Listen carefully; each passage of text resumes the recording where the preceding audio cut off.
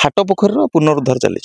कौन असुविधा थिला कि नहीं सी गोटे असुविधा थिला एनजीटी गोटे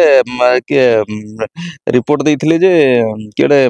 केस फाइल करथिले जे हाट पोखरी परित्यक्त अवस्था अच्छी से बीडीओ महोदय परामर्श रे नेली ग्राम पंचायत तरफ पोखरी पुनरुद्धार चली केते वर्ष है परित्यक्त अवस्था देखो आज्ञा मु तो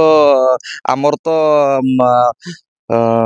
ये हवा जे 3.5 वर्ष है ये 10 वर्ष हम हाराहारी परित्यक्त अवस्था थिला आपण मन तो देखुते हाट पोखर परिस्थिति एवं देखु आगामी दिन में बहुत काम कार्य अच्छी गार्डवाल अच्छी ये अच्छी बहुत कार्य भी आधार अच्छी हाँ गार्डवाल हम ब्यूटिफिकेशन हम चलुची जदि माननीय विधायक जदि कर कमल जदि कौन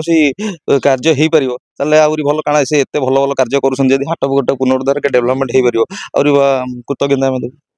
शुणु पोखरी हवा पूर्व पोखरी बंधटा हवा दरकार आज्ञा हाँ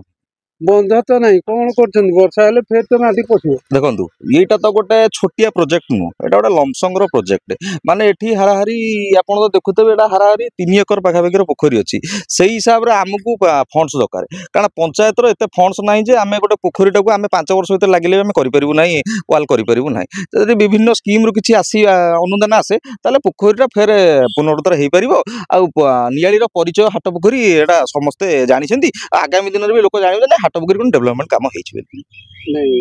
दरकार हाट पोखरी हो गोटे पोखरी हवा पूर्व गोटे बंध थाए आड़ी बंध थाए देखो आड़ी बंध तो ये तो हैनी खाली पहाच दुईटी आम देखुचु पहाच दुईटा होपर जहाँ ये माटीर वाल तक अच्छी आड़ी बंध ये ना माने कौन पथर पैकिंग आड़ी बंध हो कि कौन आमर कंक्रीट आड़ी बंध ना आउ जो किसी लोक कौन कर होटेल कर तार रोषेशाला कर पोखरी भितर फिर से पानी आसो अलिया हम शुणु ये तो ये जिन तो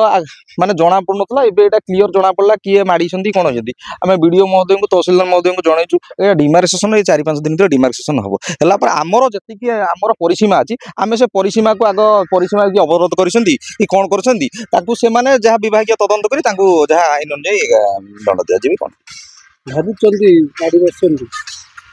सेमित आम कहीपर माप नहवा जाए तो आम क्या किसी कहीपर कारण आमर जो माप हम कहार इंचे जाइए फुटे जाइए सी ये आमर पंचायत अच्छी कि यार अच्छी माप है आम कहीपर ना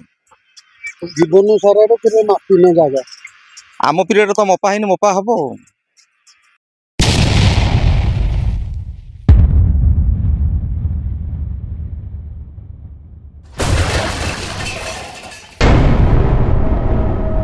NK Media,